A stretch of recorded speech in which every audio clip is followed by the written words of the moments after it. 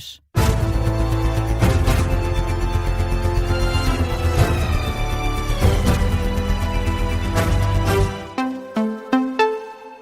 As notícias com Matilde Malva Sabino.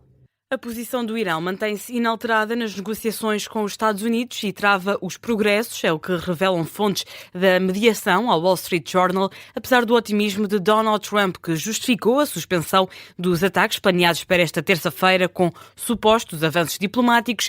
Nada mudou. O impasse em torno de propostas que já falharam anteriormente alimenta as dúvidas dos mediadores sobre a viabilidade de uma saída para o conflito a curto prazo.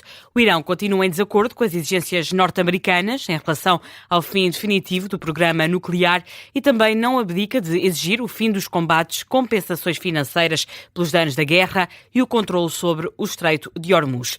Contrariamente ao que avança o Wall Street Journal, o vice-presidente dos Estados Unidos garante que as negociações com o Irão estão a correr bem. J.D. Vance insiste que foram feitos muitos progressos, mas não descarta a possibilidade de novos ataques. O vice-presidente dos Estados Unidos está disposto a chegar a um acordo, desde que os iranianos estejam dispostos a voltar a reunir-se connosco sobre a questão fundamental de nunca possuírem armas nucleares. Consideramos que fizemos muitos progressos. Acho que os iranianos querem chegar a um acordo. O presidente dos Estados Unidos pediu-nos para negociarmos de boa fé e foi exatamente isso que fizemos. Portanto, estamos numa posição bastante favorável. Mas existe uma opção B, e a opção B é que poderíamos reiniciar a ofensiva militar para continuar a levar o caso adiante e a tentar alcançar os objetivos militares dos Estados Unidos. E poderíamos falar um pouco sobre como isso se traduziria, mas não é isso que o presidente quer e creio que os iranianos também não. A garantia do vice-presidente norte-americano em conferência de imprensa em Washington. J.D. Vance falou também sobre os militares norte-americanos destacados na Europa e afasta uma retirada total dos contingentes, apesar de admitir uma redistribuição em acordo com os interesses de segurança de Washington. O vice-presidente dos Estados Unidos diz que é uma oportunidade para o velho continente assumir mais responsabilidades. E pela primeira vez, o Senado dos Estados Unidos aprovou uma resolução para limitar poderes de guerra de Donald Trump contra o Irão. A medida tem como objetivo restringir a capacidade do presidente norte-americano de lançar operações militares contra o Irão sem autorização parlamentar, com 50 votos a favor e 47 contra. A moção aprovada assinala uma vitória para os democratas, depois de 7 tentativas sem sucesso. A resolução, liderada pelo senador Tim Kaine, determina que o presidente deve retirar as Forças Armadas de quaisquer hostilidades contra Teherão, a menos que exista uma declaração de guerra explícita ou uma autorização específica do Congresso.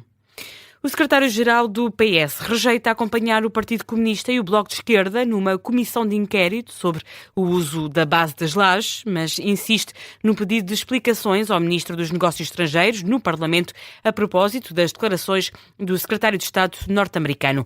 Em causa, a versão apresentada por Marco Rubio de que Portugal autorizou o uso da base militar antes de conhecer os objetivos da operação dos Estados Unidos contra o Irão.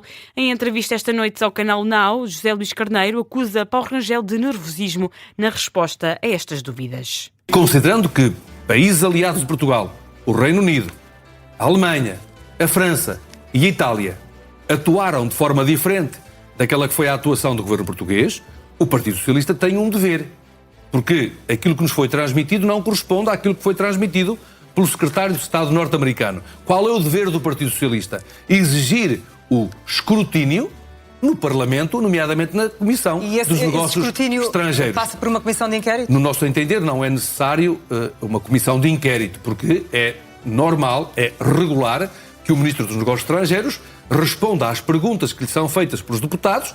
José Luís Carneiro desafia Paulo Rangel a revelar quem diz a verdade, o governo português ou o norte-americano.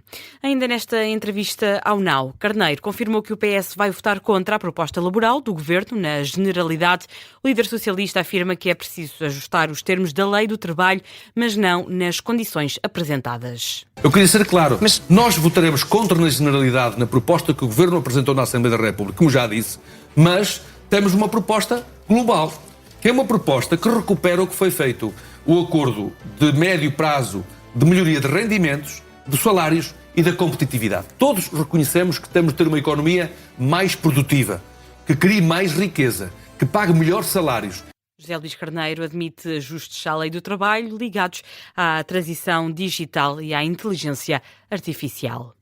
O líder do Chega insiste em manter a descida da idade da reforma em eventuais negociações com o Governo no âmbito da reforma laboral, ainda que André Ventura não especifique qual o tempo de redução que o Chega pretende. Vamos descer a idade da reforma. Nós temos que descer a idade da reforma, ela está num patamar muito elevado. As pessoas merecem ter uma idade de reforma, por exemplo, que possa ser feita a partir dos 40 anos de descontos, que era o que tínhamos antes. Era a regra que tínhamos antes e que era consensualmente aceita.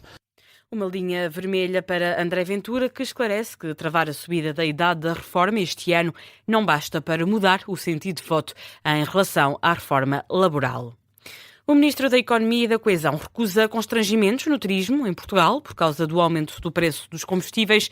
Manuel Castro Almeida afirma que o combustível para aviões não vai ser um problema. Com as constantes subidas nos preços do petróleo, o governante assegura que pelo menos falhas não vai haver. E quanto aos portugueses, o Ministro apela a que façam férias cá dentro.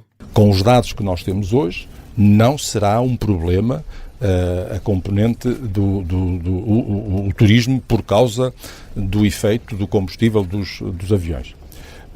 Para aqui o nosso ponto é acentuar esta realidade que as pessoas não devem esquecer. Houve um problema grave no centro do país, na região de Leiria, nos territórios próximos de Leiria, e o país é muito solidário.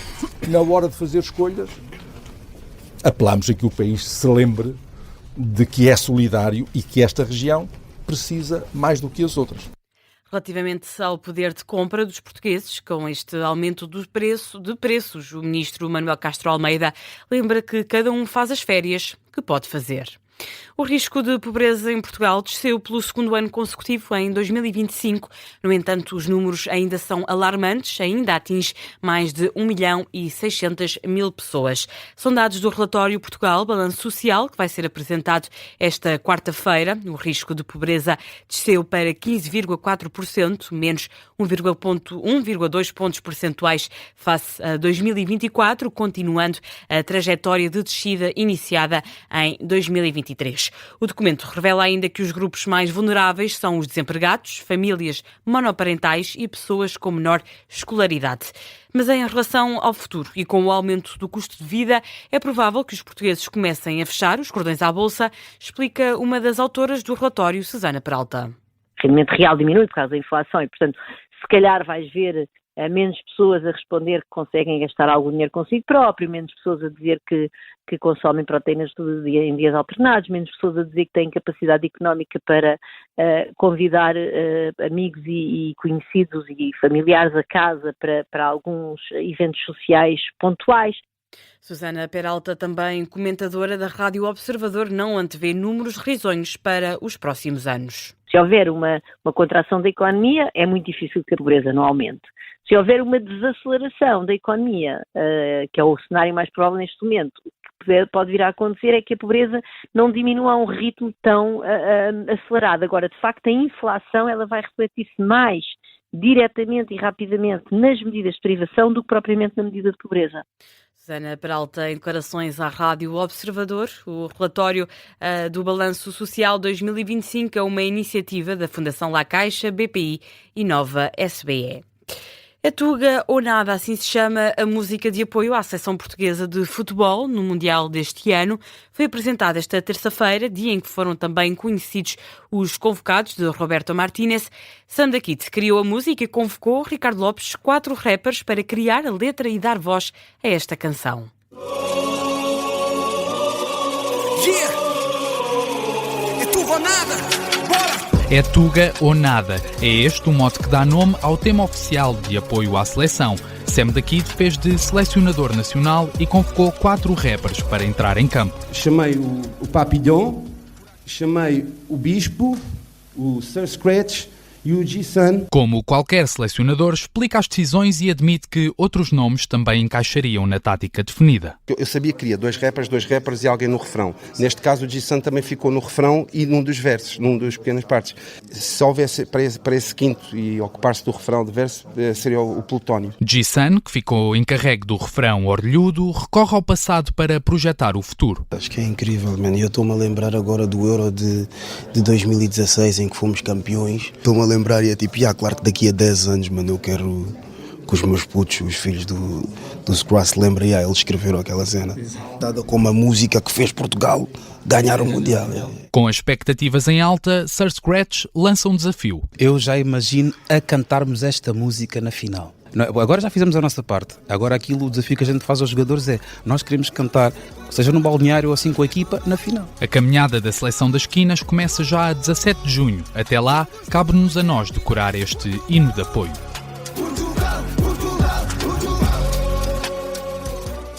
O trabalho do jornalista Ricardo Lopes, que esteve a acompanhar a apresentação da música de apoio à seleção portuguesa de futebol na Copa do Mundo que arranca a 11 de junho.